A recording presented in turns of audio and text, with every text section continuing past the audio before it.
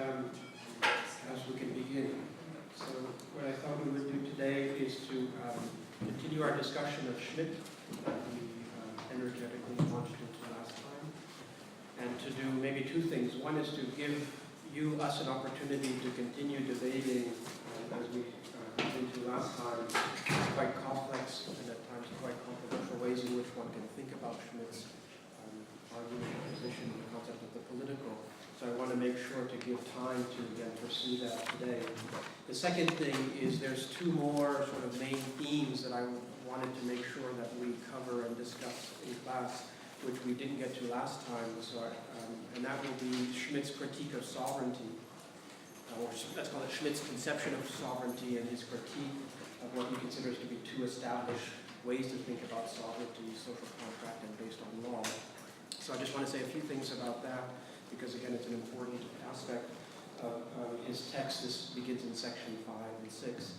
And then the second thing I want to make sure at least that we address, because it's also quite relevant to the broader context of our class for social war and philosophy, is his critique of the League of Nations, and this very sort of interesting idea that we already started to talk about before, that a world, as he says, in which there would be no possibility of war would be a world in which there is no politics.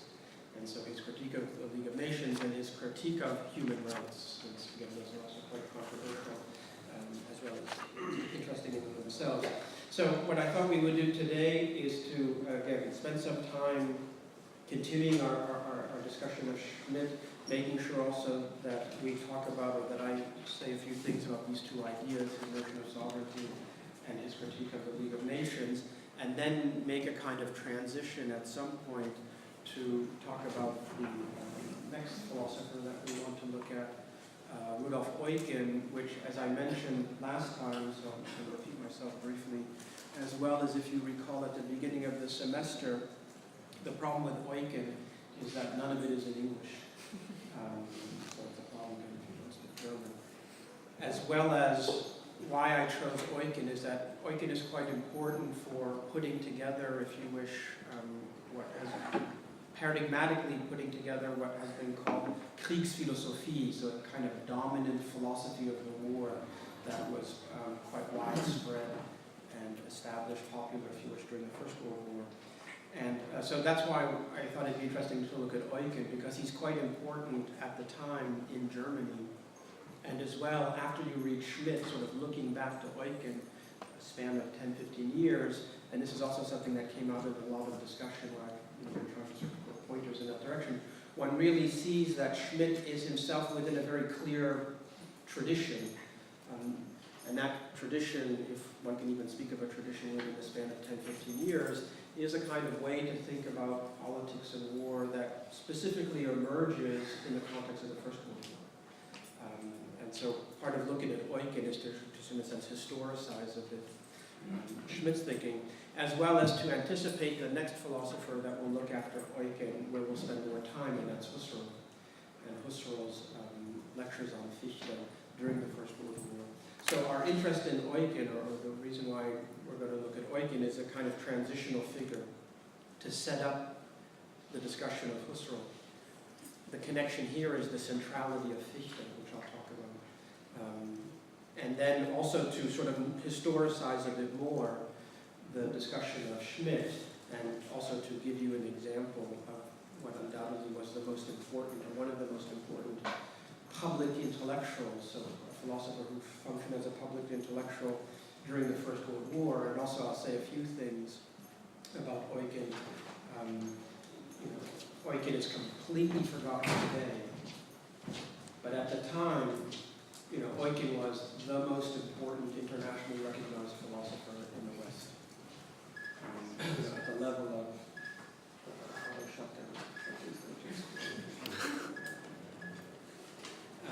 really at the level of Bergson, who was really, had won the Nobel Prize, was at Harvard, Columbia.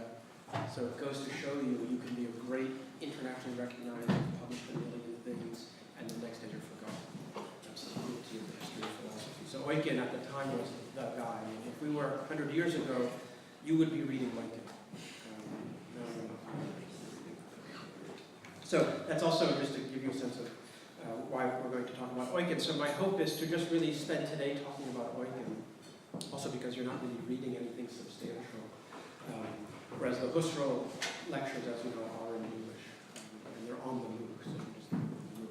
So what we'll do today is Schmitt, again, just Schmitt, let's talk about Schmitt. I'll then move to Eucken, we'll talk about Eucken, and hopefully that will bring us to the end of the class. Next week, as you know, there's no class, that's correct, right? Because it's a holiday, fitting for us, it's Armistice Day. So what it means is that we don't meet next week, we meet in 2 weeks, and in 2 weeks then we'll launch into Husserl. So please read then for 2 weeks Husserl's lectures, the Fichte lectures, they're called the 3 lectures on Fichte's ideal of humanity. And they're on the MOOC, but for whatever reason you can't find them, or you don't, just email me and I'll email you the PDF of them. Yes? Where at on the MOOC are they? Just because I'm looking at it right now, and I was looking at it before It's class. yeah, I don't think it's released yet. Okay, because this is Yeah. the next module? Yeah. Okay, So the all MOOC right. thing, it's on a strict, it's sort of like rationing of food. So we won't be able to look ahead. Yeah, you don't get dessert yet.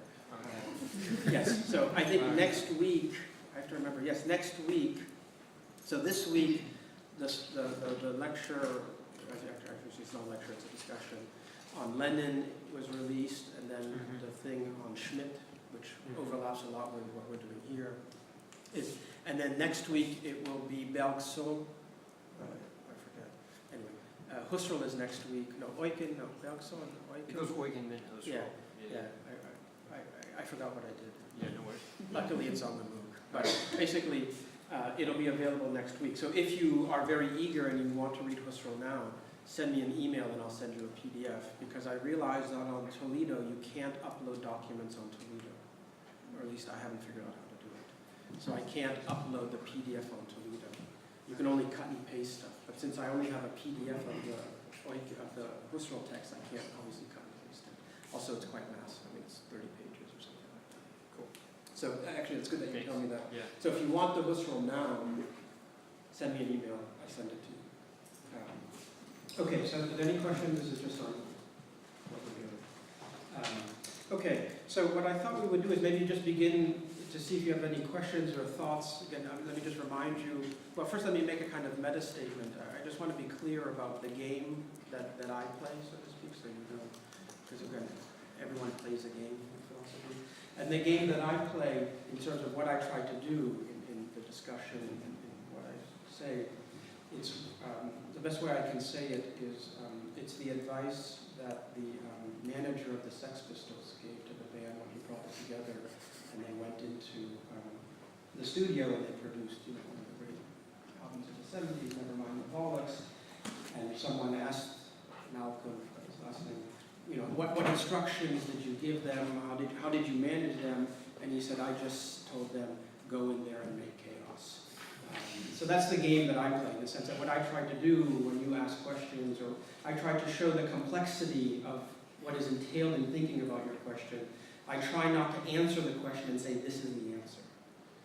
So if you're perpetually unsatisfied with what I say, then in a sense the chaos has been produced. That's what philosophy is about. So what I try to do, again, I just want to be clear, is that if you say something, I say, okay, what about this? Or even in Schmitt, to show there's complexity, in the sense there's room for interpretation, and that's why it's worth our while thinking about it. And then the interpretation that you want to endorse is something for you to put together. You make the argument, that's what philosophy is about. Having said that, again, just so it's clear the game that I play, I thought maybe we would start and see if you have any thoughts or questions, sort of going back. We sort of had to end our debate, our discussion that we had at the end of last class. If you recall, we were sort of in sort of the heart of trying to understand exactly the different implications and consequences, both historically as well as conceptually, of this basic Schmittian claim that it's the distinction between friend and enemy, so a distinction which takes on a certain pitch of intensity, which is the context in which something like the political emerges and gives rise to something like, as we'll see, a certain notion of sovereignty, the state. And one of the things that we talked about, just to remind you, is the quite interesting relationship that Schmitt had to anarchism. I'll just remind you what we talked about. because as you recall, Schmitt endorses the anarchist critique of the state. And the two figures that he mentions, so if you turn, so Deguy, who is a French anarchist thinker, who, as I mentioned, is the first thing that sort of wrote was on political thinking of Deguy in 1927, and then Lasky. And these are forgotten figures, but Harold Lasky was a very important British socialist political philosopher, kind of anarchist. And there's also later on, when we see his discussion of the League of Nations, there's a very interesting reference to Proudhon, so the great father of anarchism of the 19th century. And we had this debate or discussion about whether the kind of unity that is constituted in the political, so the unity of friends who recognize themselves in existential struggle against the enemy, that unity is not an organic unity, and that unity for Schmitt is not to be equated with Gemeinschaft. So the importance of his affinity with anarchism is to reject the idea that the kind of unity that is created through the political is something like Gemeinschaft, precisely because it's a unity without real substance, in the sense that it's not about a certain cultural norm or a certain content, because any cultural difference can be elevated into a certain intensity of conflict, which is the political. And so you have this sort of interesting idea that the unity that is produced in the context of political antagonism doesn't impose a unified unity on society, precisely because Schmitt wants to maintain the difference between social differences and therefore social allegiances and true political unity or true political affiliation. And so we went back and forth and talked about that. And then the other thing that we also talked about, which we'll jump into also when we look at perhaps one of the most complex passages, which is on page 49 in the book, which again I'll just remind you our discussion of it. We'll see that this passage here, when you read Eucken, and when I tell you more about Eucken, will have a very strong resonance. Namely the idea, and so again we talked about this last time, that he says on 49, there exists no rational purpose, no norm, no matter how true, no program, no matter how exemplary, no social ideal, no matter how beautiful, no legitimacy nor legality. And what's interesting about that passage is that he takes the pains to list so many things. So social ideals, aesthetic ideals, and most important here, especially for people who point to this passage and say, you know, now the true color of Schmitt, if you wish, is revealed, legality, which could justify men in killing each other for this reason. So there is no justification for killing. To die for one's country, or to die for capitalism, or to die for God, for Schmitt, as he says here on 48, to demand seriously of human beings that they kill others and be prepared to die for themselves so that trading industry may flourish for the survivors, or that the purchasing power of grandchildren may grow, is sinister and crazy.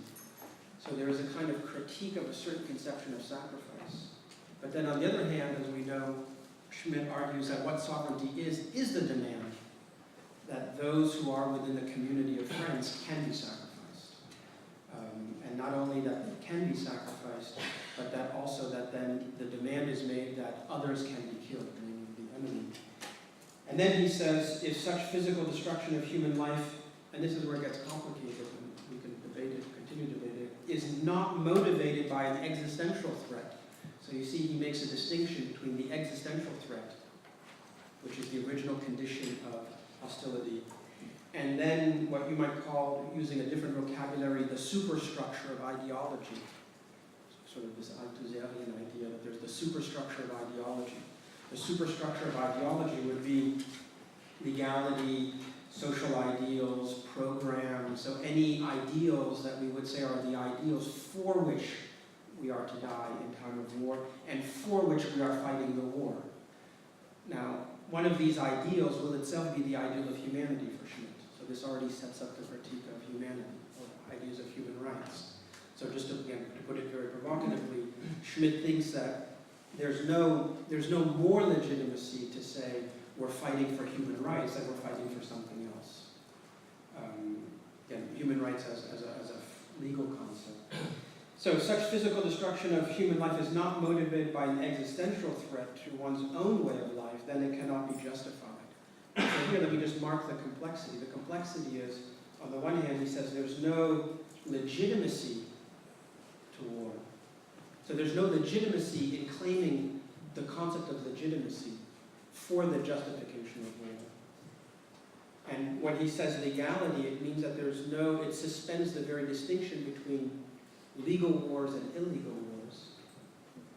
If you had the chance to read the Eucken, you'll see, just to anticipate, Eucken will make a similar kind of distinction, two kinds of war.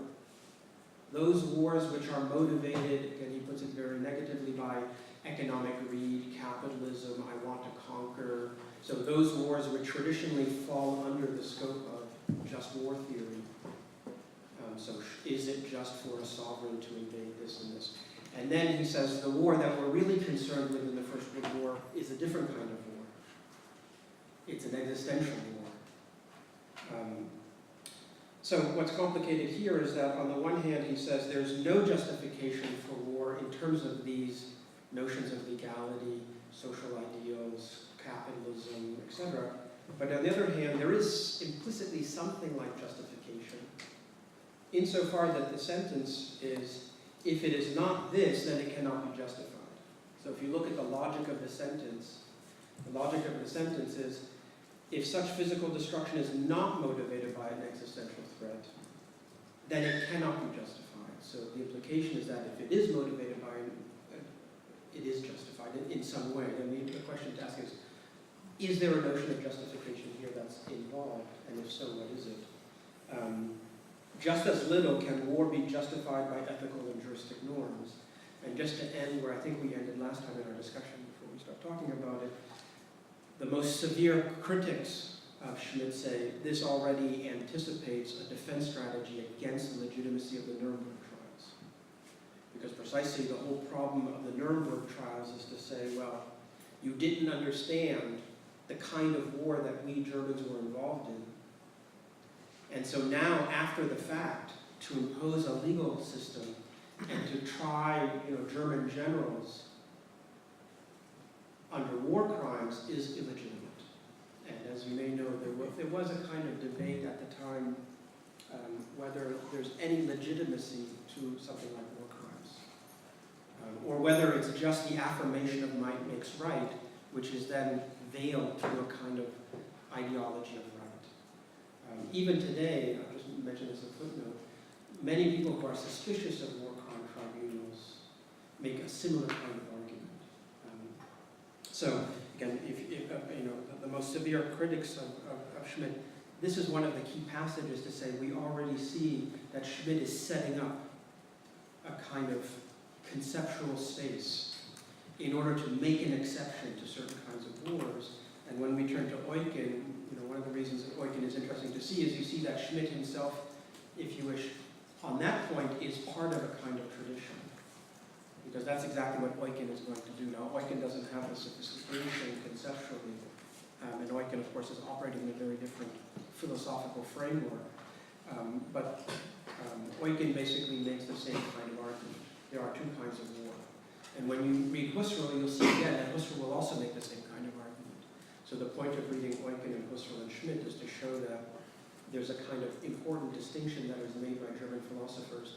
There's different views of how they understand that distinction, but that distinction is something like a pattern of thinking, and it specifically is in the context of the First World War. Okay, so yes, Yeah, so now we can discuss. I just wanted to remind you where we were in terms of our wrestling, if you wish, with Schmitt. Yeah, I'm struggling a bit with the idea of existential threat. How can Schmitt then avoid the idea of everything is allowed, in the sense that what is for one nation an existential threat wouldn't even bother the other nation? Maybe one nation says when I see these Jews having these mustaches or caps or whatever, I feel very threatened in our being and in my nationalism. Whether maybe another state would just say, whatever, I don't care. So there is a little bit when is a nation threatened enough existentially to start a war. Yeah, well, I mean, so I'm going to play the game, which is the manager of the Sexters. So, in the context of our class in our reading, the philosopher who would make the strongest kind of critique against Schmitt that emphasizes precisely your worry is Sartre. So, if you look at Sartre's analysis of colonialism in the Critique of Dialectical Reason, which again, it's in your mookified existence you have been exposed to, though Schmitt is not verbalized, it's clear that what Sartre is also reacting to is Schmitt. Because the way in which Sartre describes racism and colonialization through, it's not his terminology, but it's a terminology that I use, the idea of an anthropological break. Namely that it's the constitution of the enemy as other, as inhuman. And that constitution of the enemy as inhuman, in terms of which then there is a reaction to the enemy of hatred, exterminate the brutes, etc., from a Sartrean, let's call it, way of thinking, is purely the imaginary. And actually, with regard to anti-Semitism, this is exactly what Sartre describes in his essay, Anti-Semitism and Jew, where he says that the Jew is the invention of the anti-Semite.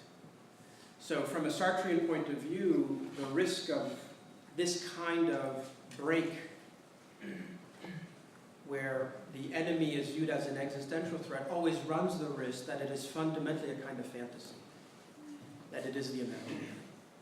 Now, and that it requires then something like a critique of the imaginary, again, if you're a Sartrean, to say exactly that in a sense, and here I'll just say that if you look at propaganda, so again, if you're in your mookified existence, you see this quite importantly, that propaganda is all about imagining the threat. And the iconic language of the threat is a language which has very specific, affective valences. Now, what's interesting, again, since I'll talk about Sartre to sort of connect with our MOOC existence, one of the interesting things about Sartre's, the implication of Sartre's analysis, that there's a certain, so the idea of the political as hanging on a distinction between friend and enemy with this kind of intensity, Sartre thinks is actually a product of colonialism. I mean, that's what implicitly Sartre is arguing in the Critique of Dialectical Reason. Such that then, by the time you have the First World War, you have a sense in which the way in which the other is represented in war is itself the return of a certain structure of colonial experience to Europe. And here, there's one, I think it's in the MOOC somewhere, or somebody posted it, there's this absolutely fantastic American poster that says, "Stop this brute." And the brute is a big gorilla with a German helmet, with a sash that says Kultur, with blood, so there's no ambiguity in what we're talking about. And he's holding a woman, so it's about rape. So you have precisely the image of the German as animal, as sexual, as everything which is antithetical to civilization. I mean, what's brilliant about that poster is that it's King Kong. So a kind of Sartrean analysis would sort of look at that kind of visual iconography and show that there's a connection between the sort of intensification of a war or concept of war in the colonial experiences, which in a sense, almost like backwash, returns or is used.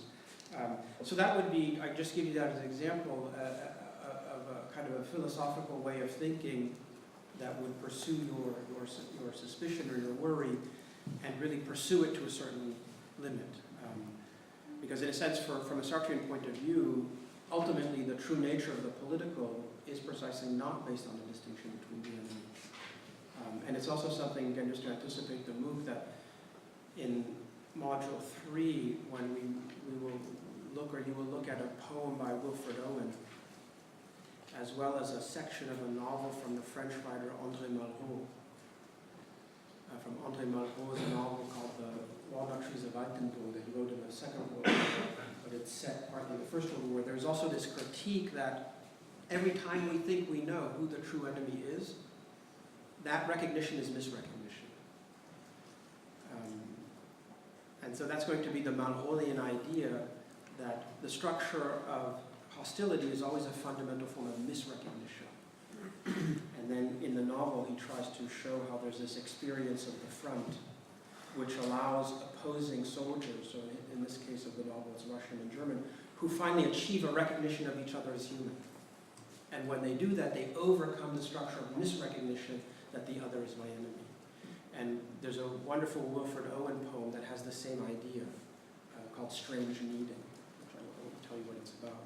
So what's interesting is you see a number of people, philosophers and writers, who are also trying to overcome the irreducibility of the enemy, which, at least in the case of Malraux and Owen, they see as one of the direct consequences of the First World War. The sense in which the enemy is absolute. So the enemy is unforgivable. And once one constitutes the other as unforgivable, then there is no possibility of reconciliation. I wanted to only add a Schmittian explanation about concept of existential, because 1 year later of the first concept of political, Schmitt published constitutional theory. Here in this book, the theory of existential constitution is very crucial, and there the existential constitution is minimum which allows to compose one folk, one nation. So existential needs in war would be this minimum of the folk to construct their will to do anything in their country and in different countries also. So, for example, Lebensraum is very, I would say, very fundamental, very existential in this particular concept, because it's constitutional to the Third Reich folk will. That would be a more like Schmittian explanation. Yes, but I don't think that, so again, if we're playing the game of back and forth, I think the kind of Sartrean or Sartrean-inspired critique of Schmitt, that those observations... Yeah, I didn't want to negate it. I just wanted to add a more plural, another voice. Yeah, but I think I mean, maybe I'll now jump to the other side. A more, charitable, maybe not the right word, but a more complex interpretation of Schmitt would be that what's implied when he says existential threat is that it's a genuine existential threat, and precisely not an imagined one. So one way to say, well, of course, there are conditions in which threats that we have misrecognition, but precisely when there is a genuine sense of threat, then at that moment, then there is the political. So that's the way in which you could say that under certain extreme situations where there is a genuine sense of threat, however that is understood, then in that sense, there is the emergence of the political.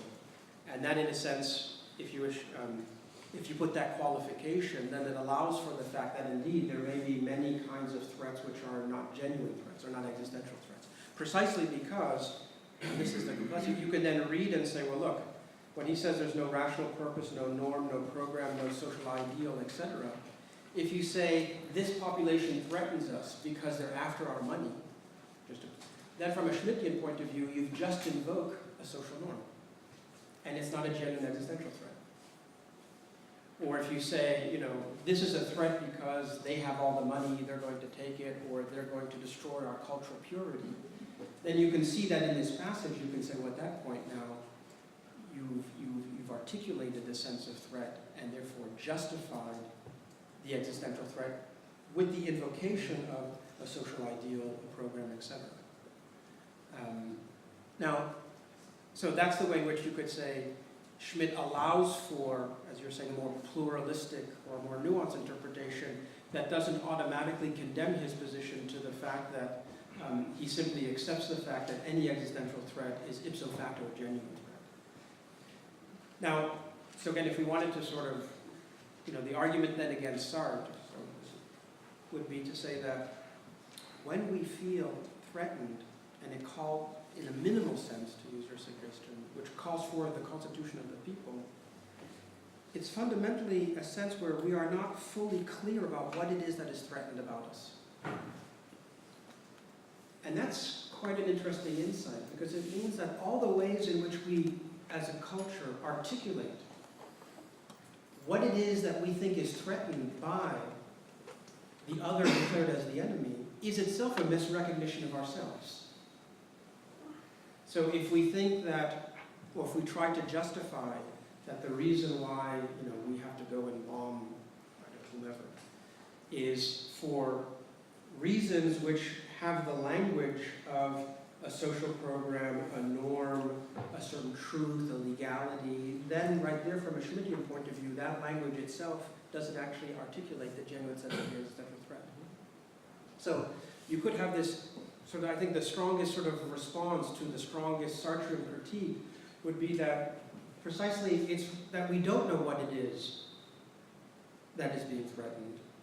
And it's the reaction to not knowing what it is that is being threatened, which is then the sense in which we see the threat of the other. So this would mean that then you could say, look, to say that the Jews threaten us as Germans presupposes that we know what it is to be German. Maybe that's why, because when I was reading the concept of the constitution, theory of constitution, I had a strong feeling that the whole concept of political in this book, in this particular work, was going to be unify the will in one voice, which voice could be conduct in one word of law. So the problem is that not the threat, but articulation of the threat could be very crucial in a way of conducting political framework and political act. So if one will could be unified as will of whole folk, could give a strict answer for existential threat. That's why the idea of Schmitt is very delusive, and I would say it's very dark side that many leftist intellectuals using Schmitt affirmatively, for example, Chantal Mouffe. Yeah.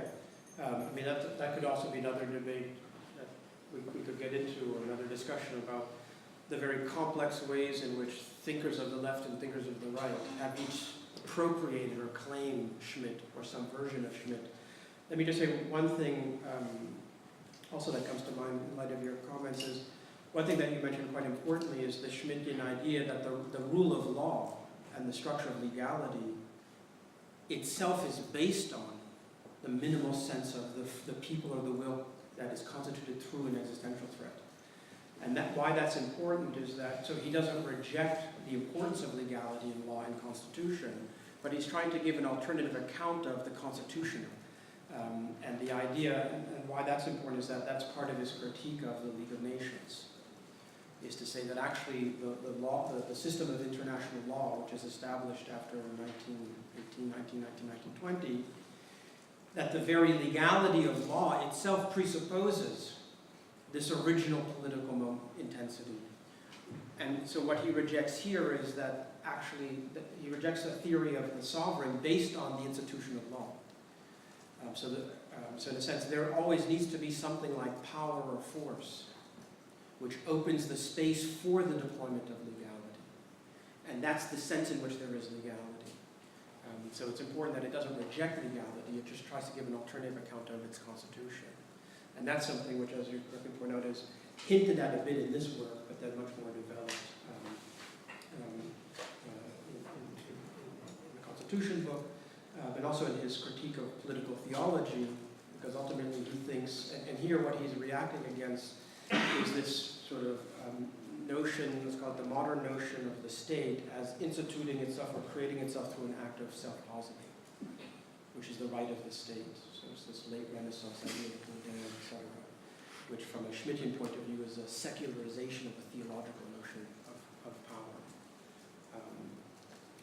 So that, and maybe I'll just use that just to say very quickly, because I also want to make sure that we get to Eucken, that this then sets up his critique of sovereignty. Namely, and here I'll just mention it very briefly, but we can discuss it, that he rejects both the idea of sovereignty as based on social contract, as well as the notion of sovereignty that's based on the positing of law or legality. And the idea, again, is that the notion of the political, so that entity which is sovereignty, which transcends social antagonisms, which unites and creates something like the people, is not based on a social contract, and it's not based on the original constitution of legality. Because indeed, what he's going to argue that a social contract is either redundant, precisely because there is the unification of the political through the existential threat of the enemy, or has no function. And then legality is precisely what Schmitt is interested in, is what is the, if you wish, that you cannot think of legality without enforcement. And so if the sovereign and sovereignty is not simply about legality, but the enforcement of legality, then the question is, what is the mechanism for the constitution of that power? And that has to then be, if you wish, conceptually or logically prior to legality itself. So the notion of, in a sense, the legitimacy of legality, or the force of legality, or what you might call the force of law. And this is part of why, as I mentioned last time, there's a very interesting critique of Rudolf Stammler in one of the footnotes. So Rudolf Stammler, as I mentioned to you last time, is the key legal theorist that comes out of the neo-Kantian tradition. Very important for further developments of modern international theories of state. Hans Kelsen, all of these people were very influenced by Stammler. So there's a very complex debate about the nature of law, and especially international law. Because it also means that there cannot be international law without an international sovereign. So from a Schmittian point of view, that's the critique of the League of Nations, that there's no true international, there's no true sovereign. And so without sovereignty, there cannot truly be an international sense of law. And so that's, in a sense, from a Schmittian point of view, the perpetual problem and hypocrisy of the League of Nations and the United Nations, as well as the European Union, that there's no true sovereign. And so there cannot really be the enforcement of legality. Or legality itself becomes instrumentalized, and this is, just to jump quickly, we can talk about it, it becomes instrumentalized as itself a way to pursue politics and to legitimize war. So as he says on 56, he says, the Geneva League of Nations does not eliminate the possibilities of wars, just as it does not abolish states. It introduces new possibilities for wars, permits wars to take place, sanctions coalition wars, and by legitimizing and sanctioning certain wars, it sweeps away many obstacles to war. And then he has this very nice statement that it's actually even more, if you wish, more, let's call it, more visceral or more aggressive, precisely because as soon as you invoke the language of human rights, then the enemy is the inhuman. And that's where people like Chantal Mouffe and Agamben, sort of more leftist political theorists say, well, that's the cynicism and hypocrisy of America going to war in Afghanistan and Iraq and invoking human rights, which precisely allows them to set up Guantanamo. Because at that point you say, look, the Afghani guy that we picked up is inhuman. And then that's the state of exception. And we can do whatever we want. And so this is a sense in which it creates, in a sense, as he seems to suggest, the space for the inhumanity of the other, precisely through the language of humanity. And so he says, so this is on 54, when he says, humanity as such, and here you see the real insight that Schmitt has. Humanity as such cannot wage war because it has no enemy, at least not on this planet. And you might say that's the fantasy of 20th century science fiction. You can see that quite clearly in America in the 50s, that the sense of we represent humanity against the other manifests itself almost in a Zizek'ian way, through the fantasy of ourselves being invaded by others. So the relationship between the Cold War and the confrontation between communism and America in the 50s is directly connected to the rise of science fiction in that sense, because precisely science fiction is all about, we have an enemy. That enemy is, Klingons or whatever. Actually, I won't get into Star Trek. Star Trek is very interesting. Star Trek is more this Kantian idea, right? Because the Federation has, what's the prime directive of the Federation? Who's a Trekkie? Do not get involved in other cultures. Yes. Have no enemies, right? And all of the most important episodes of Star Trek is when they have to finally say, okay, we have to get involved. And the complexities of whether that challenges the prime directive, which is non-intervention. So not declaring the other the enemy.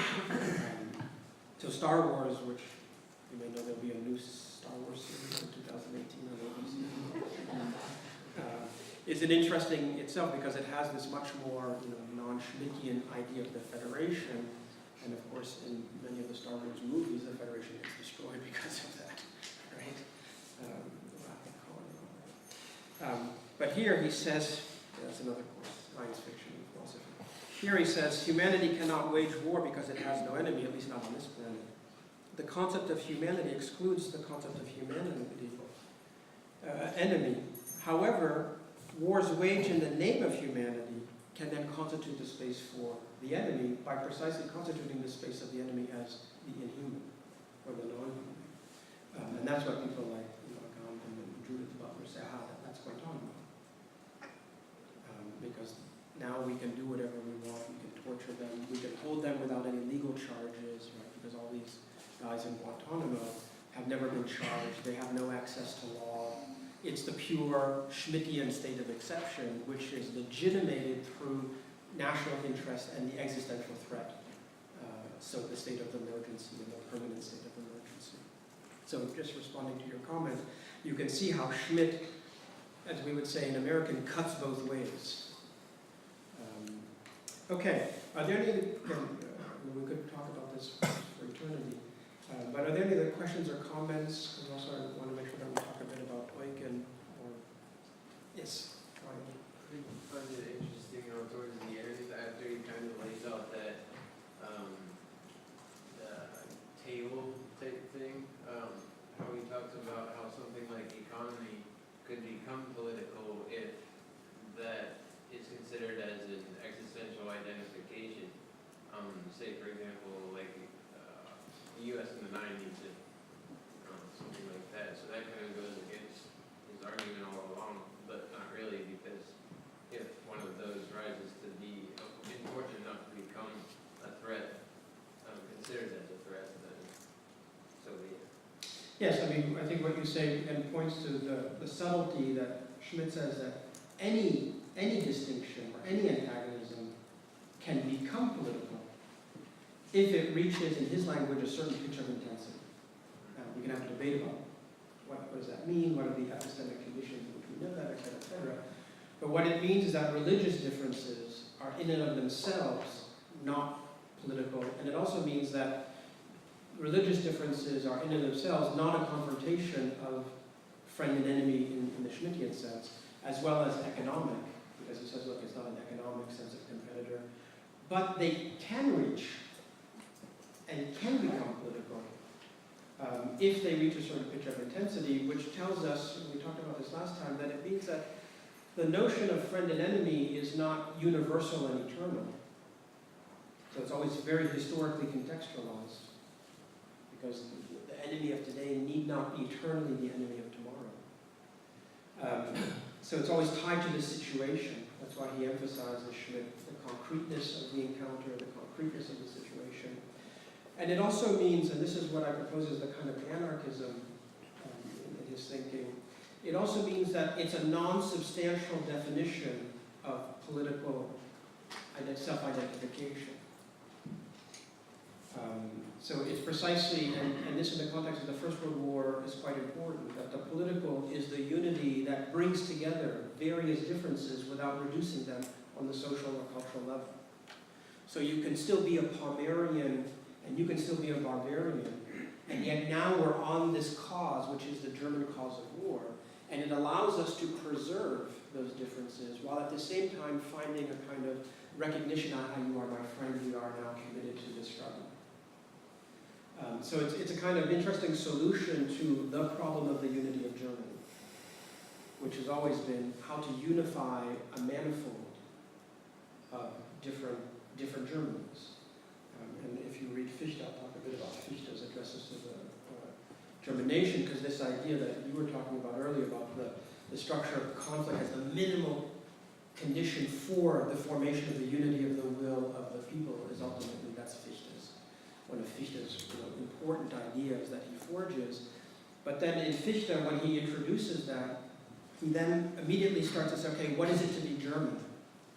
And so there's 2 or 3 addresses about Germanness and the difference between being German and being not German, and mainly it's about being Latin. So you see that in Fichte, in contrast to Schmitt, there's a real sense that we have to understand what ultimately is the essence of what it is to be German in order to understand the true nature of what it is to have enemies against the Germans. But in Schmitt, that sort of essentializing of Germanness is not required. Precisely because if you emphasize this anarchist aspect to him, it's about the plurality of a culture, which nonetheless engages itself in a political struggle. So that's, I think, why, just to repeat myself, he spends some time to talk about and endorses the anarchist critique of the state, which is the most radical idea that the state is not an entity over and above political affiliations. But then his critique is that, but I still want a robust notion of the political, and I still want a notion of sovereignty. So that he says that's where I now part ways with these anarchists.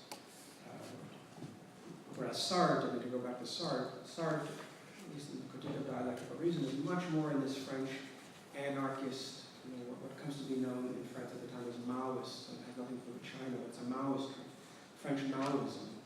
There is no robust notion of the state. There's just federations and groups that emerge and dissolve, emerge and dissolve. So it's this Deleuzian idea, these groups that form, they act, and then they're gone.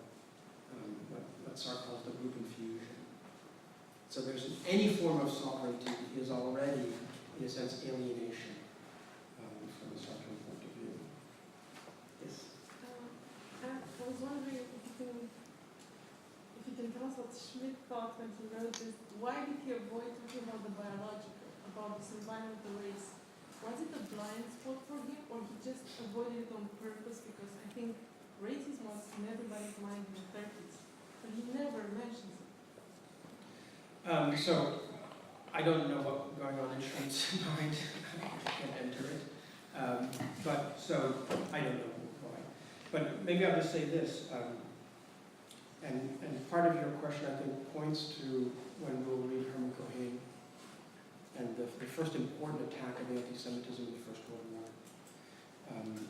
So the first question is, I'll say 2 things to the question. One is, so to answer your question, without knowing what was going on in Schmitt's mind, we would first have to agree on the proper narrative for the genealogy of the biological language of anti-Semitism in Germany. Which is a complex story in the sense of, as you know, there are many forms of anti-Semitism in the German context, and the language of biology, or the biologization of anti-Semitism is actually a late phenomenon in the development of anti-Semitism. So if you sort of dig deep in the history of anti-Semitism in Germany, originally is in the context of a religious language.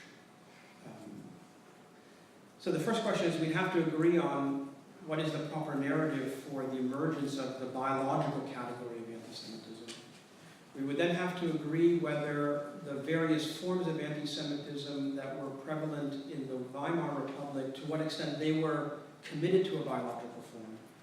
In the case of the Nazis, that's very clear, but it's not clear in the broader spectrum of anti-Semitism. And the third thing, so I'll just answer the questions, is whether biological anti-Semitism, so the language of biological anti-Semitism, which of course is also tied in Germany with the development of certain form of social Darwinism, whether that that semantic field or that language is itself the expression of something, or whether it's the expression of an anti-Semitism that has different causes, or whether it's the cause of anti-Semitism. And here I'll just mention one of the most important historians of anti-Semitism and the Nazis is a guy called Götz Ali, is his name.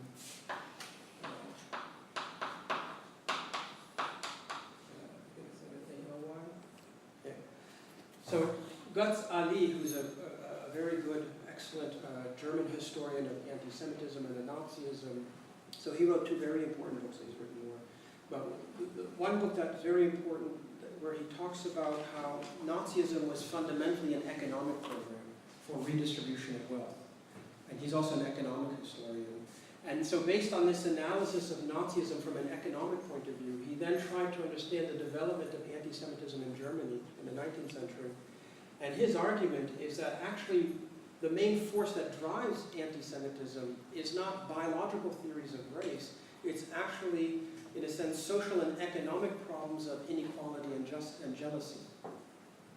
So he goes through economic and shows, look, one of the things that happens in the Napoleonic Wars is that with the liberalization of German society and the progressive unification of Germany, you have much greater social mobility. So, just because your father was a saddler, a guy who made saddles, doesn't mean that you have to be one. And so he shows that Jewish German population, in a sense, were much more mobile because they were less attached to particular professions. And they were less attached to, in a sense, particular places because they tended more to go towards cities. And so he shows that produced a kind of economic resentment. That in the 19th century, anti-Semitism was understood as a way to express resentment against modernization and a certain class of individuals who are benefiting from modernization as opposed to others. So the book is called, so everything's been translated in English. In English it's called Why the Germans, Why the Jews is the name of the book. And it's really fascinating because he's an economic historian. So he says, I can show you that if we look at tax returns, we can look at how many people were employed. He has a fascinating discussion of who went to the university. Because he shows that the great German university system, which is built up in the middle of the 19th century, Humboldtian University, he tries to understand and show that people who are going into the professions of science, law, and medicine, that there was a higher proportion of Jewish Germans, and the reason is because they didn't come from attached professions. So they had that ability, and they also had the incentive, because now all of a sudden, with the liberalization of German society, Jews, in a sense, could occupy positions. So Hermann Cohen, as we'll talk about in a few weeks, is the first Jewish professor of philosophy in Germany.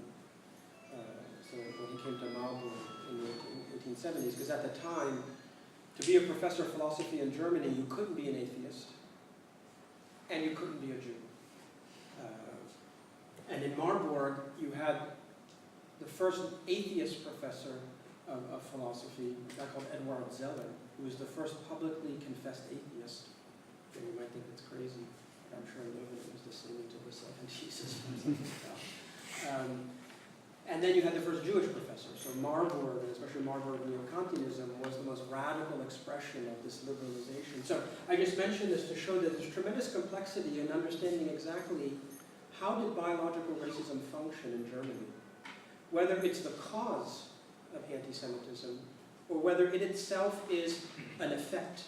Now, of course, and what Götz Ali tries to show is that by the time you enter the 20s and 30s with Nazism, which is the full-fledged embrace of biological racism, you already have a very long and rich tradition of a mechanism of anti-Semitism, which then this language is foisted upon.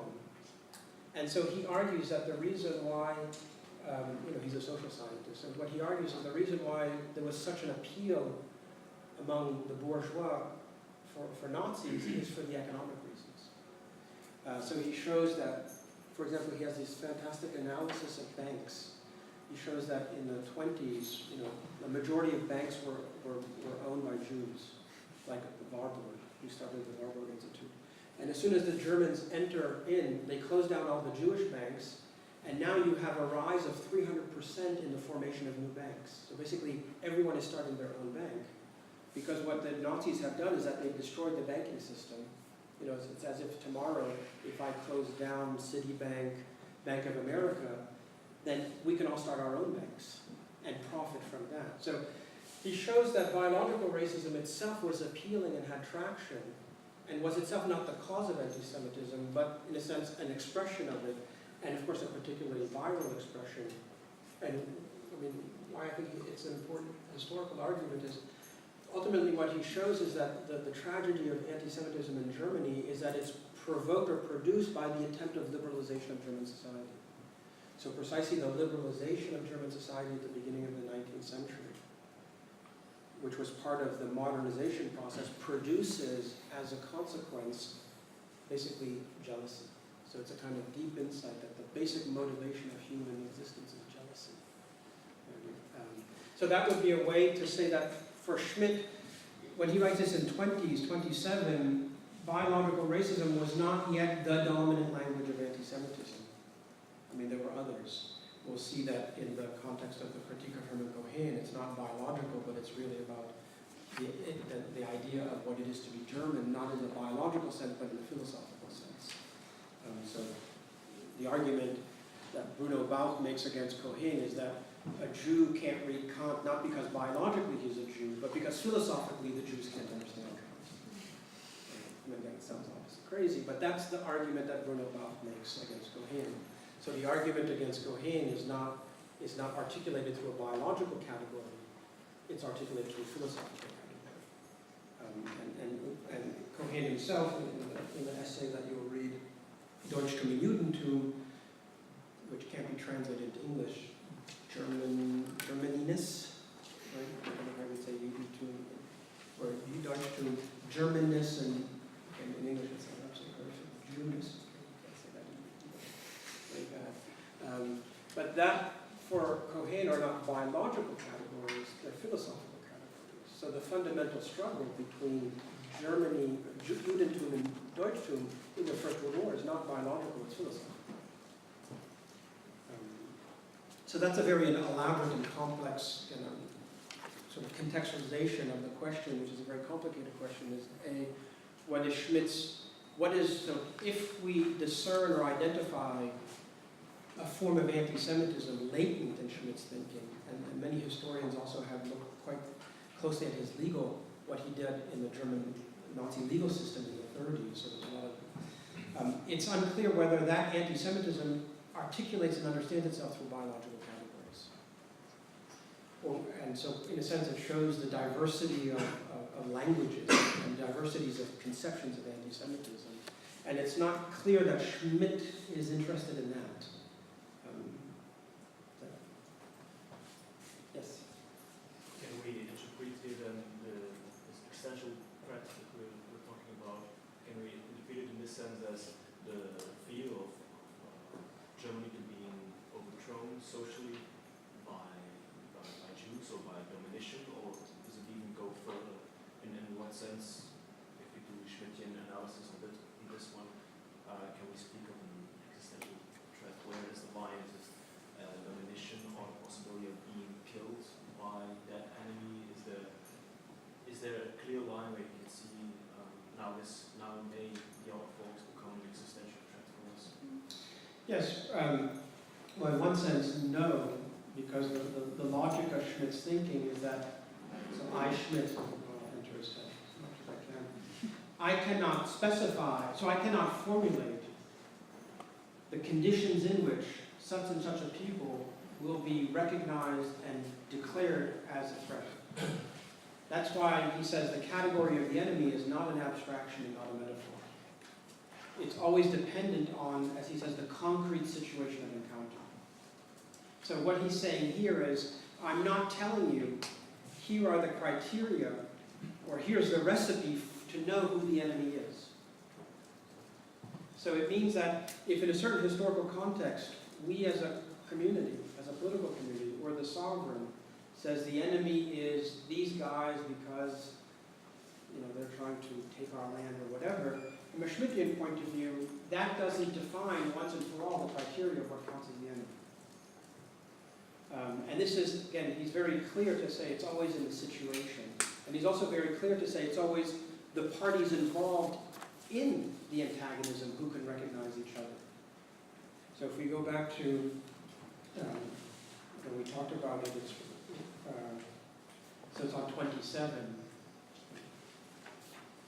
where he says, the question of who is the enemy, and therefore who is the friend, cannot be decided by a general norm, nor by the judgment of a disinterested and neutral third party. So in a sense, and that's why you could say that, you know, when we look at certain conflicts, and we ourselves are not invested in the intensity of the confrontation, the conflict looks ridiculous. You know, I mentioned this with the great Dr. Seuss book about toast buttered on the top, toast buttered on the bottom, from, you know, where Dr. Seuss is saying, look, who cares if your toast, you know, so again, the Dr. Seuss book is the Yahoos butter their toast on the top, and the Yahoos don't, and they hate each other and they build a wall. So it's a very important children's story from the 1960s. Right? That's you know the book, right? And if you grew up in the U.S., and you were around in the 60s, that wasn't. And there you can see what he's saying is, from the point of view of the external third, the difference between communism and the U.S. is the difference between are you buttering your toast on the top or the bottom. But the Schmittian point is precisely that, of course. If you're not involved, then it just looks ridiculous. So it also means that, and I will talk about this, well, no, we won't talk about this, but in the MOOC world we'll talk about this. It also means that within the context of conflict, there can be no neutrality. And when you read Romain Rolland, one of the things that I talk about in my little lecture is the tremendous difficulty of Romain Rolland to say, I want a perspective that is above the battle, because that's the name of his most famous essay, Au-dessus de la mêlée, where he says, look, I'm in Switzerland, and I'm looking at Europe, you know, sort of like Thomas Mann, Magic Mountain, and everyone looks crazy. And I'm going to bring rationality and sense, and I'm going to rise above the battle and give voice to a voice of pacifism. And then you start to, and he says, you know, I'm going to write this letter to Gerhard Hauptmann, the German writer who also supported the German war, etc. And he says, you know, Gerhard Hauptmann, I'm talking to you not as an enemy. I'm talking to you as a fellow writer. And then at the end of the letter, he says, Gerhard Hauptmann, what you did is unforgivable. So you can see the impossibility of neutrality in the context of conflict. And this is exactly what Schmitt is saying, is that there is no position of neutrality. Or if there is, then you're so outside that, in a sense, it looks ridiculous. Let's say, make that a bit more extreme. So then he says, only the actual participants can correctly recognize, understand, and judge. Now here, if we had more time, we'd have to ask ourselves, so he's making a distinction between recognition, understanding, and judging. And at each step, we'd have to ask, well, how do we know? What does it mean to correctly recognize? So we're back to the question of, what if it's a fantasy, but we don't realize it? To understand and to judge, so judge is the actual moment of sovereignty I declare. The concrete situation, and settle the extreme case of conflict, each participant is in a position to judge whether the adversary intends to negate his opponent's way of life, and therefore must be repulsed or fought in order to preserve his own one freedom of existence. So, you know, listen. So what he's saying here is, I, as a philosopher, cannot articulate a norm that says under these conditions, this is the enemy. And indeed, I as a political theorist, can't truly know who is the enemy if I myself am not a participant. And that's the sense in which he's, you know, it's a non-substantial, non-theoretical. In a sense, it's not about, here's a theory of what constitutes the enemy. Any possible difference can rise to a certain intensity that it now becomes the context in which the other becomes the enemy and is the political. It's a lot more emotional. Well, not exactly, because he also says here that the next line is emotionally the enemy is easily treated as being evil because of already the decision. Right, so in a sense, the reason why we're emotionally invested in the other, so that emotion is hatred, is not the cause, but is itself is the effect. So emotionally the enemy is, so that's why he says, look, it's easy then, what he's saying is, once, let me put it this way, let me give you another cultural reference. It's the wonderful film by Truffaut, Jules and Jim. Anyone see that? It's really a great Truffaut film, Jules and Jim. And Jules and Jim, which is a kind of retelling of Goethe's elective affinities, has as a subplot the First World War. Because, so in elective affinities of Goethe, there's a woman, Simone, who's the actress? Signoret? Yeah, Simone Signoret was this wonderful kind of goddess of French cinema who sings this beautiful little song in the film. So she's the object of the admiration and love of two men, Jules and Jim, who are friends. They're bohemians in Paris just before the First World War. One is German, one is French.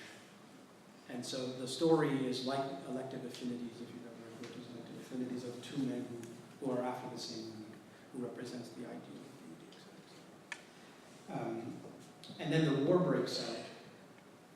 So, and I won't spoil it, but one of them then ends up marrying Simone Signoret, and the other one doesn't, but they still remain friends, but there's a complex of jealousy. In a sense, it's kind of threesome they're having emotionally. Then the war breaks out, and I forget, Jules is the German? Jules is the German? I'm not sure. I don't Anyway, know. I forget. Jules, I think, is the German, or Jim is the German. Yeah, Jules is the German. So he goes back and fights in the war for the Germans, and Jim then fights in the, and while they're fighting on the war, they have no contact with each other, but they're both writing letters to Simone Signoret. And they actually talk about, in their letters, about how they may actually be on the other side of the trench of the other guy. And then after the war, they come back, and their whole relationship has been changed, both the marriage as well as their relationship. And so there, the idea is that as soon as the war starts, the German who was my friend is now my enemy. And there is something almost frighteningly magical of that transformation. Actually, you can see this in a lot of friendships. There was also an important friendship between the Belgian historian Henri Buren. Henri Buren was the most important medieval historian in Belgium, Professor Legend, who had a very deep friendship with a guy called Karl Lamprecht, who was a very important pioneer of cultural history in Germany. And as soon as the war begins, now these two friends see each other as enemies. And they try to continue their relationship, their friendship, through these letters. And so what Schmitt is saying here is that as soon as tomorrow Belgium declares, or I'll put it this way, as soon as tomorrow the federal, or whoever runs Wallonia declares Flanders to be the enemy as opposed to just some annoying bully, then I look at, I'm not Wallonian, that's I'm Wallonian. I look at my Flemish friend and now they're open to my hatred. And so you see, the deep purchase of a political decision of declaring the other the enemy. I mean, you saw this in the U.S. after 9/11. All of a sudden people look at Arabs and anyone who looks Arab, which in the U.S. is anyone who's not a WASP, right? And all of a sudden you feel, I'm suspicious. So there's an interesting insight here that the declaration, I'll put it this way, the declaration of the other as the enemy is an ontological declaration, which now puts that other in a very different ontological space. And so now when I go to the store and I see someone who I think is an Arab, I cannot help but think, do they have a bomb? Are they my friend, et cetera, et cetera. So it creates a kind of structure of paranoia. And that's the sense in which then, as he says, emotionally, the enemy, and here the key word is, easily treated as being evil. So all of a sudden, I look at my German friend and I say, I might hate you, or I do hate you, or And that's what we read, and just anticipate, in the MOOC, you'll read the most important British pacifist next to Bertrand Russell was a guy called Goldsworthy Dickinson. And in his essay that you'll read called European Anarchy, he talks about this sense in which, prior to the First World War, there were a lot of cultural and relations and a sense of solidarity between the British and the Germans. Indeed, the British Queen was German, because Queen Victoria is German. Mhm. And so they would go yachting with each other, they'd hang out. There was a deep connection between the German aristocracy and the British aristocracy. The war is declared, all of a sudden there it is. That's what Dickinson will call the European anarchy. That quick transformation, and that's what in a sense Schmitt is also describing in his own way. But the key point is again that only in a concrete situation is the enemy constituted. So there is no general norm that says this is the enemy. And that's why then from a Schmittian point of view, the Germans and the French are enemies, and now they're not. Instead it's ISIS or whatever. Whoever our enemy is, it's somebody else. And in 50 years, I don't know if we'll be pals with ISIS or Putin, or maybe first Putin and then ISIS, or maybe the same together. But in a Schmittian sense, that's the chaos of international relations. Okay, are there any other thoughts or questions on Schmitt? Urgent or pressing?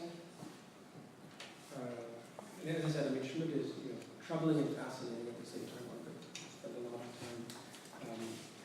Okay, so maybe to make a rough transition, not so rough, what I thought I would do is, as much as I can, say a few things now about Eucken. Already I've anticipated why Eucken is interesting for us after having read Schmitt, again, in the context of having first started with Clausewitz. So let me just say a few things biographically, and I'll repeat myself a little. But as I mentioned, Rudolf Eucken was the most famous philosopher in Europe and America before the First World War, largely because in 1908 he won the Nobel Prize for Literature. As you know, there's no Nobel Prize for philosophy. So, and he's the only German philosopher ever to win the Nobel Prize. After him, Kuno Fischer is another guy who also won it before him. But after Eucken, as you know, Sartre won it, Russell won it, he won it. And just before the First World War, in 1912, 1913, he was invited to Harvard. He was invited to Columbia University, so as of today, the most powerful, the intellectual elites of the U.S. And indeed, he was a visiting professor in Harvard, and believe it or not, he traveled around Pennsylvania, etc., and there were Eucken clubs that were formed. So he was also a very popular philosopher. Also because a lot of what he wrote was for a popular audience. And there's a letter which I can read from you. This is from, if I can find it. This is from so when he won the Nobel Prize for Literature, the president of Columbia University, a guy called Nicholas Murray Butler, doesn't matter, he writes a letter to Eucken. This is what he says. So this is the president of Columbia University in the U.S. He says, this splendid and distinguished recognition of your scholarship and your contributions to the literature philosophy rejoices everyone who has had the pleasure and satisfaction of reading your writings. Be assured that we Americans who value your teaching and your guidance rejoice with you and your friends in Germany at the honor that has befallen you. So again, I just cite this letter to see that Eucken was the Jacques Derrida of his time in terms of popularity. But in terms of popularity. And why Eucken is important for us is that it's in the context not only of Eucken's stellar status, but Eucken himself was iconic for the unprecedented international degree of reputation of German philosophy as such. One can argue that sociologically, the height of German philosophy is the end of the 19th century, just before the First World War. That German philosophy benefited from an unprecedented cultural prestige. And what's interesting about the First World War is that the First World War to put it very provocatively, marks the beginning of the end of German philosophy in terms of its prestige, as this is what philosophy is. And you can see that this letter from Butler, that, you are the guide of philosophy, and this is emblematic of German philosophy as such. All of Eucken's writings was translated into English, Lotze, etc., etc. So what's interesting about Eucken is that Eucken, the story of Eucken, and the way in which Eucken, with the outbreak of the First World War, becomes the most vocal member of the German academic philosophers who supports the war, is it's an interesting way to tell the story of what happens in German philosophy because of the First World War. Because as soon as the First World War begins, then Eucken, in a sense, begins to, like Henri Bergson in France, give lectures, and in fact, the talk, the sittliche Kräfte des Krieges, so the moral forces of the war, ethical force of the war, he gives it in Nuremberg, and it was so popular, thousands of people came, it was so popular that they asked him to give it a second time. So people were there till 1 in the morning. So you have to imagine what it is for someone, a philosopher, to draw that amount of crowd. It really was a kind of superstar.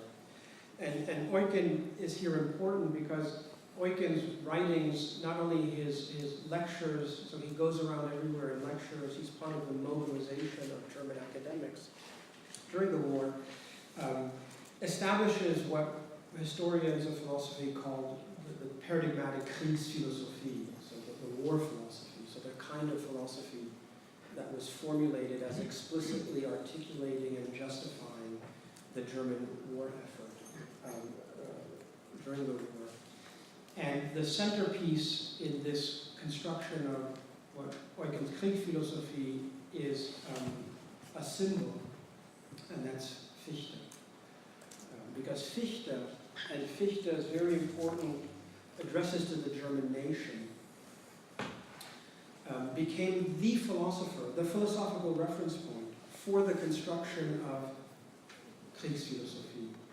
So for the attempt for German philosophers to articulate philosophically what was at stake in the First World War, they universally recurred to Fichte. And so this will be the common theme in both Eucken and you'll see when you read Husserl. And why Fichte? So let me just say a few things about why Fichte. Fichte, as you know, I forgot if I talked about this, but, and this is the connection out to Clausewitz, so this forces you to think back to Clausewitz. As you remember, when we started talking about Clausewitz, I mentioned that one can argue that Clausewitz's thinking and his attempt to rethink the very nature of war is a reaction to the catastrophic defeat of the Prussian army in 1806. In fact, at the end of On War, Clausewitz basically says that it was really, technically it's first the defeat of the Prussians in 1792 at the Battle of Valmy, which was where Goethe was present, and Goethe says, I'm witnessing now a revolution, because the Prussian army, which was seen as the most perfected instrument of war coming out of the 18th century, is defeated by a rabble of French soldiers, most of whom are not professional soldiers. And at the Battle of Valmy in 1792, Goethe is there and he writes this very famous essay where he says, I'm witnessing the end of an era and the beginning of something new. And then in 1806, as I talked about at the beginning of the semester, with the defeat of the Prussians at Jena and Auerstadt, and remember at Jena, Hegel finishes the preface to this Phenomenology of Spirit and says in a letter that he writes, as I was finishing it, I see the world historical figure of Napoleon in the street. That 1806 is the destruction of Germany. And I can't emphasize enough that it's an absolute traumatic, catastrophic event. In a sense, it's the end of the world, culturally. And so this is the reaction then for Clausewitz, who says, this can never happen again. So I have to rethink fundamentally what war is, because I now need to write a book for future German generals to make sure that this does not happen again. And 1806 is then the catalyst for Fichte's German Reden, so plural, on the Deutsche Nation, which he gives in Berlin in 1807, 1808. And this document, the addresses, 1807, 1808, becomes something like the template for the construction of a philosophical argument for the justification of the First World War in 1914 and 1915. And the key person who orchestrates this is Eucken. So what's interesting in the history of philosophy, since we're philosophers, is that Fichte's attempt, and here the term reden, call or speech, it's meant to bring into being the German nation. Precisely because what Fichte argues is that with the defeat of 1806, Germany doesn't exist. And so I, the philosopher, as the educator, have to become the educator of the Germans. And I now have to speak and do a kind of speech act. And that speech act is itself the calling into being of the German nation. The calling into being of a German nation which doesn't yet exist. And if I were more savvy with the computer, which I'm not, but again on the MOOC. So in 1913, was the 100th anniversary of the so-called War of Liberation, so the final ejection of Napoleon from Prussia. We talked about it last time, which in Germany is called the War of Liberation, the final stage. In 1913, at the University of Berlin, a special painting was committed, which was in the Aula, which was destroyed in the Second World War. This painting is a painting of Fichte giving the Rede an die Deutsche Nation, and as you can see if you have glasses, or it's on the move. You see very clearly that Fichte, like Plato, right, the famous Raphael, is pointing up. And Fichte is surrounded by people. This is the Versammlung, the logos, so almost in a Heideggerian sense. The logos is that which brings together the people. And in his speech act, he brings together the German people and creates the German state, which doesn't yet exist, so that's why it's in woods. In the background, you see civilization. And if you look closely at the painting, you see that what's represented is farmers, merchants, cobblers, clergy. So it's precisely the unification of Germany through a philosophical act of speech. That act of speech are Fichte's Rede an die Deutsche Nation, which becomes a very key text for the philosophical articulation of what's at stake in the War of Liberation, it is the liberation of the Germans. In 1813, and in 1913, so 1 year before the war, there's a huge celebration in Germany about Fichte. This painting is commissioned, and in the 1908 reissue of Fichte's Rede an die Deutsche Nation, this edition is edited by Eucken. And Eucken in the preface says, it's really, I'm giving you a summary, it's really important for us Germans, especially the young Germans, to read Fichte, because Fichte is the educator of Germany, is the German philosopher. Such that by the time of 1914, Fichte is already established as the Kriegsphilosoph. And what starts to happen, and this I'll talk about in some detail now in the last 20 minutes, is that what Eucken is going to propose in a book which you can't read because it's in German, unless you know German, which I'll talk about, called Die Träger des Deutschen Idealismus, so the carriers, the supporter of German idealism, which he publishes in 1915. He's basically going to argue that the First World War is the repetition of the War of 1813. And I, Eucken, am in a sense the voice that is the ventriloquism of Fichte. It's a wonderful line that you'll also see when you read Husserl. At the end of Husserl's lectures, he says, speaking to his audience, Fichte spricht zu uns. Fichte talks to us. And he talks to us through me. So the voice that speaks, that is meant to bring into being Germany in 1808, undergoes a repetition in the context of 1914. And Eucken is then the educator of the Germans, who, like Fichte, is going to try to articulate the philosophical justification for the war, which is understood as itself the repetition of the War of 1813. So, in a sense, what war are we fighting then in Germany? In the First World War, we're fighting the war that did not finally secure what it was meant to secure in 1813. And what's at stake in this war is nothing less than Germany itself, as we'll see. Not only Germany, but a cosmopolitan idea. As I've shown. Fichte links the meaning of Germany to a meaning of cosmopolitanism and the idea of humanity. Now, in 1915, Eucken writes this book. I'll show and tell time. This is the first edition of the book from 1915.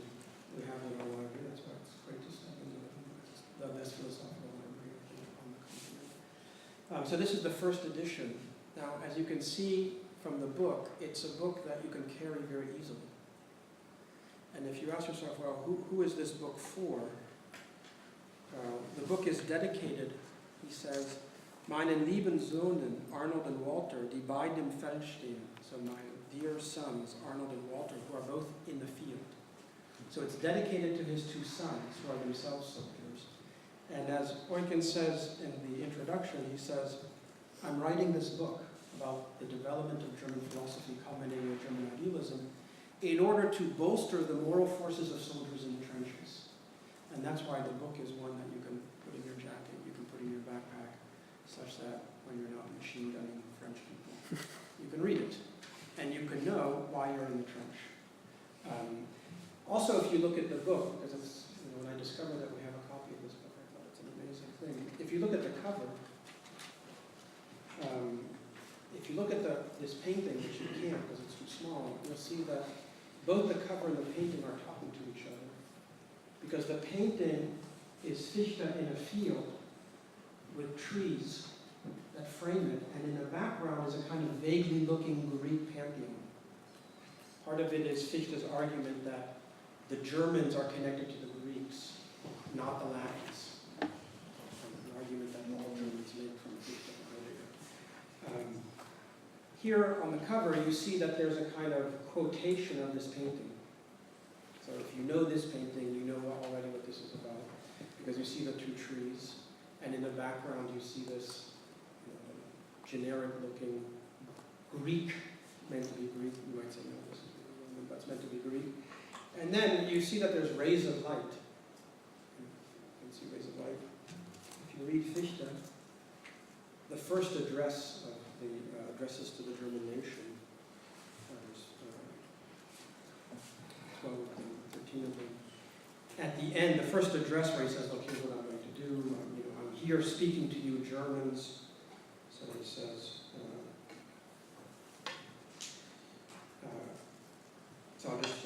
Fichte starts by saying, I speak just for Germans, so only Germans can hear me, can understand me. Just about Germans, you venerable assembly, so Fichte is actually talking to people, are to my bodily eye the first and immediate representatives that bring the beloved features of the nation to my mind. You are the visible spark that kindles the flame of my speech. And what he's saying is, I'm looking at you, and in speaking to you, we are bringing into being Germany. So it's precisely the painting.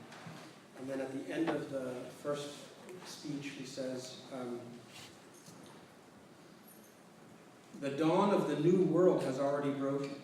And that dawn is precisely the philosophical speech hack of his speaking and giving the vision of Germany to the Germans. That's why he's the educator of the Germans. The dawn of the new world has already broken, and if I were fancy multimedia, I'd show you this. This is the dawn of the new world, right? The rays of light. The dawn of the new world has already broken. It gilds the mountain peaks and forms the coming day.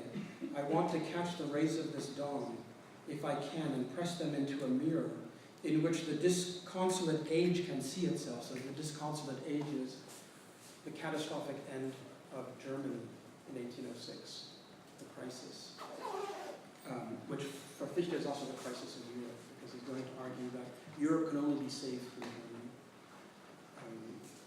And it's also a philosophical crisis, so it's the crisis of the European sciences, for which you need the new science, which is not phenomenology, but the Wissenschaftslehre. Because Fichte's Wissenschaftslehre is the response to the crisis of philosophy. and press them into a mirror in which the disconsolate age can see itself, so that it might believe that it is still there. It's a wonderful image. My philosophical text is both announcing the future, the new day, the new Germany. It catches the light of the future that it itself sees. And in catching that light in the mirror, which now you as reader can see, because the text is the kind of mirror, then it allows you to believe that it exists. So it really is a sophisticated notion of the imagination. You know, Fichte has a notion of the productive imagination. So the imagination doesn't reproduce images, but produces them. And in producing that imagination, that act of imagining is a speech act. And that speech act creates the very reality of which it speaks. So this is the sense in which the very act of speaking is both a vision and an institution. And so this, if you look at the book, this is exactly what the book cover shows you. The book cover shows you the light of the new dawn that is going to be caught in the mirror of this book. So again, you have to imagine yourself, you're a soldier.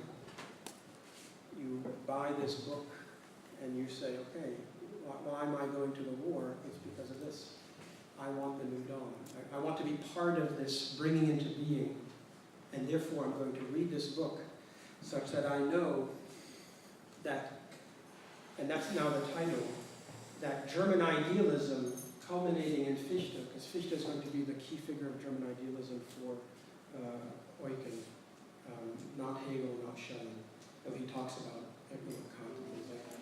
That German idealism is the carrier, the support of Germany, and then the soldiers are themselves the carrier of German idealism, which is itself the carrier of Germany. So that's the sense in which this book, you can see, has a very sophisticated, just the very materiality of the book, and it's embedded in a very complex operation, which is going to be the philosophical operation that then Eucken is going to promote in writing this book about German idealism, which again is meant for soldiers. Now in this book, and here I don't have time because if we really wanted to get into details, and there's a lot of details, you would have to be able to read the book in German. And even if you do know German, one cannot really understand the chapter on Fichte. So the book starts with Luther. I'll talk about this when we read Husserl, because things are actually much more complicated. Actually, Eucken and Husserl, and just about everyone else, says, look, German philosophy and the idea of Germany starts with Luther. The connection is Luther, Fichte, the First World War. So you can see that there's a kind of deep argument that the Reformation is what we're fighting for. We have to complete Luther, which Fichte tries to do incompletely, and which now we will do in the First World War. But we'll come back to this when you look at Husserl, because Husserl also, very rare that he ever talks about Luther, has this very interesting references to Luther. In a sense, what it shows is that you cannot understand German philosophy without understanding Luther. Luther is absolutely the key figure, perhaps as important as Aristotle. Heidegger is Luther and Aristotle. Okay, so there's chapters on Luther, Leibniz, Kant, etc. It's a kind of history, popular. It's not conceptually that sophisticated, but it's interesting. But if we had more time, one would have to read Fichte's the Reden an die Deutsche, the Reden an die Deutsche Nation, and Eucken's text, because Eucken's text basically is a kind of, as I said, it's a ventriloquizing. But basically, it's channeling Fichte through his text. So the chapter on Fichte, in a sense, is a rewriting, is a reformulation. And also a simplification of Fichte. What Fichte presents is a bit more complicated.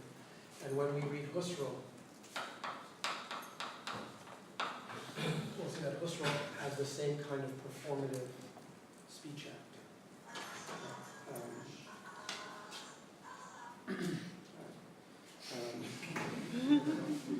So what I want to do now, and we have 10 minutes, and we'll continue this when we talk about Husserl, is just say a few things about what is the argument, if you wish.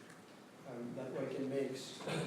In terms of the short text that you read, the Sinnliche Kraft, I'll come back to that. That text is important because, as I already mentioned, it makes the distinction between two kinds of war. Between wars that are fought for economic, political motives, and then an existential conception of war, which cannot be understood in terms of these motivations and this rationality. Here, why that's important, and this will be presented with much more sophistication in the discussion of Fichte in the Träger, the Deutschen Idealismus, is that Eucken formulates what we might call philosophically the argument for the justification of war in terms of the position of what we call moral intentionalism. So the idea that the war is justified not because of its consequences, so not for any utilitarian or material reasons, it's about imperialism, it's about money, etc., but purely because the will, the intention, which is pure. So the cause is just, and therefore the will that commits itself to that cause is just, and therefore the war is just. So everything will hang on what is the intention, what is at stake in the war. So it's a way to justify war by saying we have to be clear about what is at stake. And once we are clear about what we intend, so what do we intend to realize or to secure? And as we'll see, it's nothing less than the existential meaning, the existential sense of Germany, of Germanness. And here's the interesting rub. What is at stake with Germany is humanity. So this is the basic argument of Fichte that Eucken will repeat. That what is at stake in the war is not just Germany, but what Germany itself is a vehicle to realize is humanity. So it's a very strange argument for us, because normally when we think of we're fighting the war for Germany, we think that that's an argument about nationalism. But what Fichte, this is sort of the brilliant idea of Fichte, is that he's going to argue that there's no opposition between nationalism and cosmopolitanism. In fact, you cannot think cosmopolitanism without nationalism. And you cannot think a true meaning of nationalism and the true nation, which will be Germany, without cosmopolitanism. So one of the things that's quite original to Fichte, it's also quite original in the context of the time. Because there were these debates, in light of Kant's perpetual peace essay, what's the relationship between nationalism, patriotism, and cosmopolitanism? And the idea that somehow these are exclusionary. Rousseau, Hobbes, etc. And Fichte's originality is to say there's no antithesis between cosmopolitanism and nationalism. In fact, what I'm going to show you, that's one of the arguments of the addresses of germination, is that you can only realize a genuine sense of cosmopolitanism through a genuine sense of nation. And then, which nation is that? It's us, the Germans. So the complexity of Fichte is that he tries to provide an alternative notion of perpetual peace. So perpetual peace as the realization of a cosmopolitanism, which is itself the realization of Europe. Because according to Fichte, Europe comes to an end in 1806. That's what Napoleon does. He destroys Europe. So the possibility of renewal of Europe, which was the possibility of the French Revolution, because as you know, Fichte was an enthusiastic supporter of the French Revolution. That's one of the reasons why he got fired from his professorship in Yale, because they thought, you don't want someone supporting the French Revolution. He's a Jacobin, which today no one cares. I call you a Jacobin. Back then, you can't be called a Jacobin. Bad word. So what Fichte is going to argue is that Europe has been destroyed by Napoleon. We now need to relaunch the project of Europe, which is a cosmopolitan project.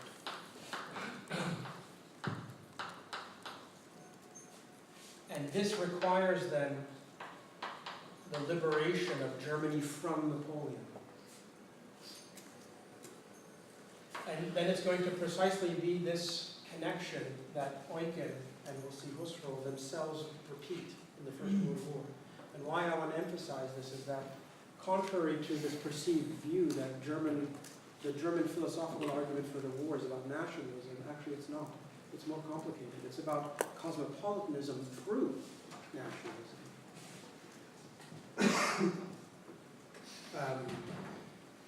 And that's going to be the way in which then, when, this is the future is not just Germany, but it's Europe and cosmopolitanism as such. That's the argument that Eucken is going to make. So we Germans, we are going to fight, and what we are fighting for is humanity and Europe.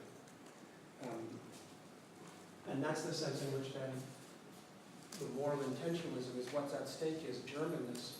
What's at stake with Germanness is humanity, and therefore, cosmopolitan conception. Okay. Yes, did you?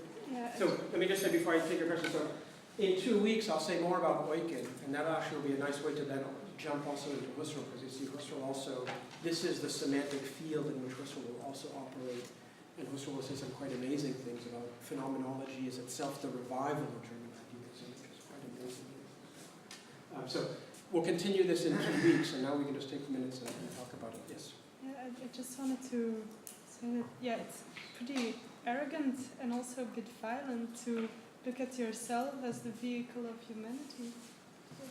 Well, we'll see. I mean, so again, well, the context in which Fichte articulates that, of course, is going to be very different than Eucken.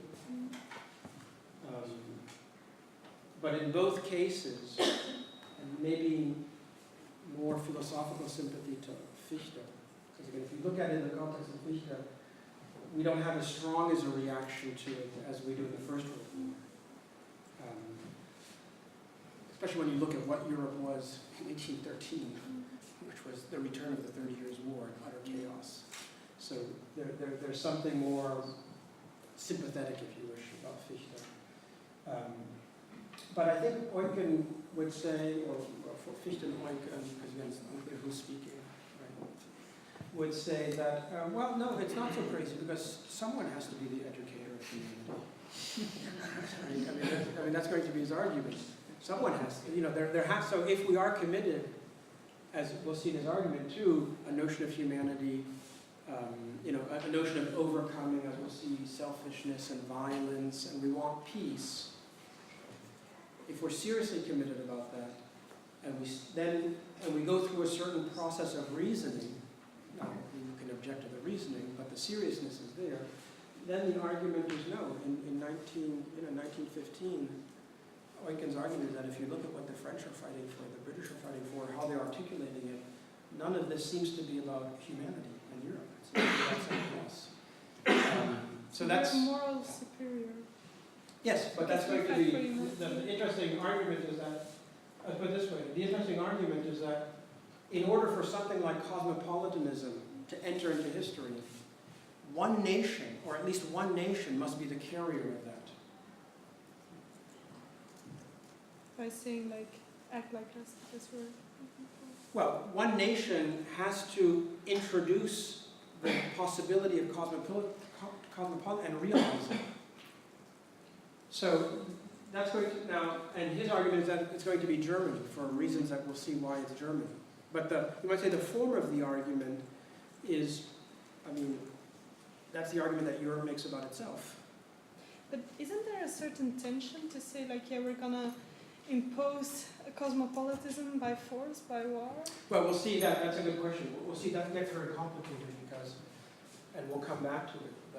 So it's not that the cosmopolitanism is imposed through the war. That's why in the essay that you read, the Sittliche Kraft des Krieges, he says there's wars which are about imposition and aggression, and there's this kind of war. We're not fighting a war of imposition. We're fighting a war in which an idea will become realized in the war. So it's a very important distinction. Yeah, but Schmitt would say it's yes, just... but this is Eucken.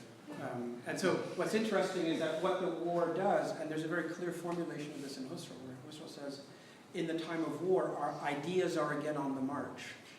And he means that both figuratively and literally. He means it figuratively because the war sets into motion the process of realizing a certain idea of history. So So it's on the march in that sense, but it's also literally on the march because the soldiers who are actually marching to the front are themselves the carrier of the realization of that idea. So I think your point is important. We'll see that Eucken doesn't say that we're imposing, we're realizing it. That's what the war is about. But we'll come back to it. We'll see there's an argument. It sounds a bit daft for us today because we tend to operate with the idea that a strong sense of nationalism and national mission is antithetical to cosmopolitanism. That, you might say, is our default position. But I simply want to emphasize that what's original about Fichte is precisely challenge that and say no. Yeah, I just struggle with the fact that they say, like, we, the Germans, are the carriers of humanity. Yes, this is, well, number 57. This is only for Germans. Not for us Belgians or whatever. It's only for Germans. So it's very clear from the beginning, you know, as Nietzsche said, one needs German ears to hear German philosophy. Right? And it's absolutely true. The call, and has this also, we'll see it has this religious language, the call. Who has the ears to hear the call? Germans. That's why I have to translate the Bible into German. Right? That's why I need to speak German. So this is the deep continuity, in a sense, in German philosophy, in that sense. And that's why I was saying at the beginning, the First World War is the end of German philosophy. Because it culminates in this view of the genuineness of Germany as a philosophical nation that today no one thinks Germany is a genuine philosophical nation. German philosophers are doing German philosophy. I just wanted you to clarify, if you could, what ended in 1804, because there was not a united Germany before that. There was the Holy Roman Empire, and is that what you're referring to as what actually fully came to an end? Well, what Fichte argues in the first two he says, look, we are living a massive transition where a certain world order, a certain historical epoch has come to an end. That historical epoch is, one, the collapse of the Holy Roman Empire, as well as the collapse of a certain order of international relations which dominated the 18th century. And then, monarchical? yes. And then he thinks that the French Revolution opens up this horizon of a new notion of freedom where individuals are not tied to aristocracy, so there's a kind of radicalism, and that then is completely closed with Napoleon. And so he says what Napoleon represents is the end of the French Revolution. So it's the end of the possibility of a new world, which was opened by the French Revolution, which is the end of the ancien regime, aristocracy, privilege, etc. And keep in mind that Fichte came from very humble origins, like Kant, didn't come from aristocracy, etc. And also Fichte, as you know, became a very important philosopher overnight. He was a tutor, house tutor in Switzerland.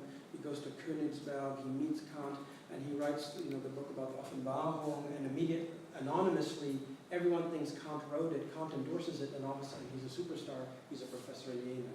So he's really a guy who comes out of nowhere. So what he says is in 1806, because 1806 is when Napoleon has finally conquered Europe. So all the old structures of power basically dissolve, whatever they were. Europe has come to an end, and what we have instead is absolute chaos. And what we need now is a new notion of humanity in Europe. And that's what I'm going to articulate as the very world historical mission of Germany. But that was also, like the poem from Art was also, who are the Germans? Exactly. In that context. Yes, and that's right, that you see that Fichte is part of this, first manifestation of a German nationalism, cultural nationalism. Clausewitz is clearly also part of it, where the central question is, what is it to be German? And that's launching the process of, we need a German nation, we need unification. Okay, yes, please. Can I have a feel angry because why he thinks I think the biggest thing that he did, I really don't understand, is bring into being. I think this perspective is like God. I mean. Who's he? Fichte? Eucken. Yeah, Eucken. So I think bring into being is very Aristotelian word, being as the word the concept, but bring into being is something I think only that you can do to yourself, since we also can be a being, or the God's job to bring things into being. So I feel that is something that suddenly make me feel this is something like a crime or something. Well, When crime's you a hard argue, word. I bring it into being. So it's a complicated question. Fichte is going to make the argument that, well, I'll put it this way. Fichte is going to say, what is a philosopher? The philosopher is an educator. And what does it mean to educate? To educate is to allow individuals to come into their own and come into their own being.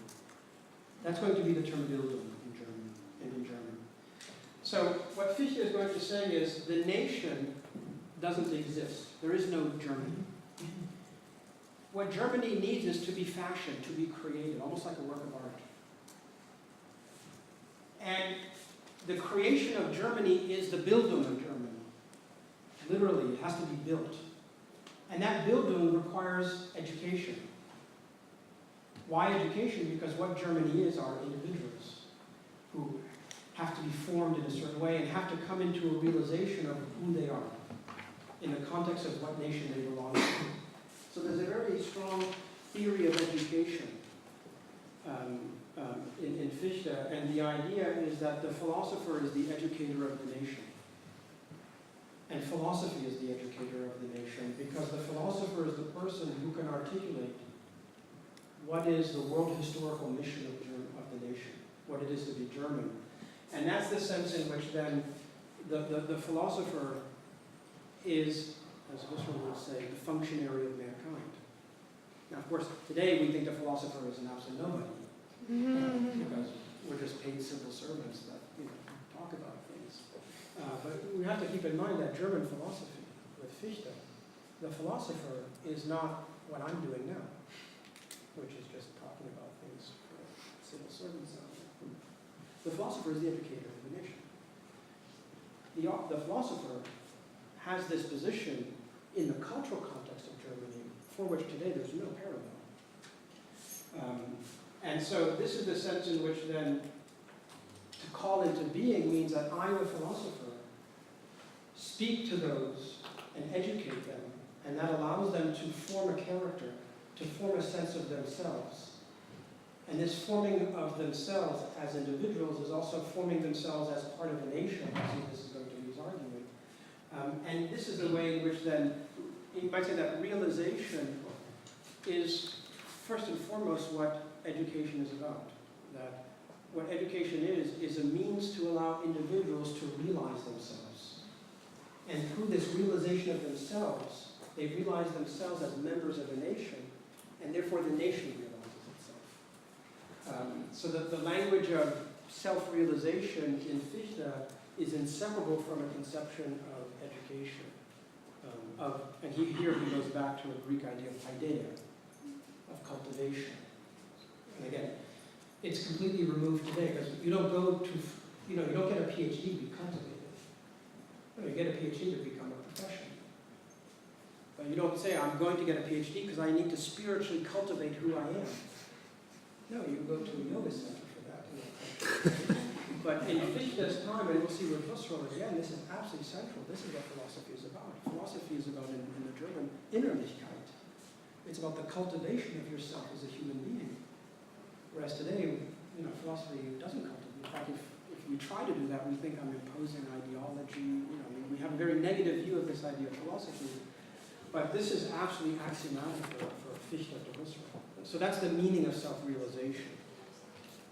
But we can continue this. Again, I want to abuse my power as the educator and do something inhuman to keeping me after 6.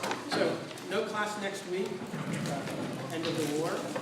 And then what we'll do in 2 weeks is I'll just talk more about Eucken and talk to you more about his argument that I've alluded to about why Germany is the nation that realizes cosmopolitan. I'll pay attention also to this very important notion of sacrifice.